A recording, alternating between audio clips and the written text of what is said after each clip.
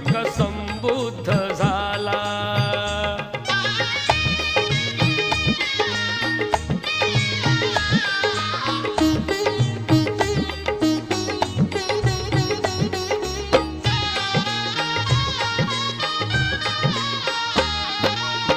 प्राप्त होता परम ज्ञान, मिटविले या जगाचे अज्ञान.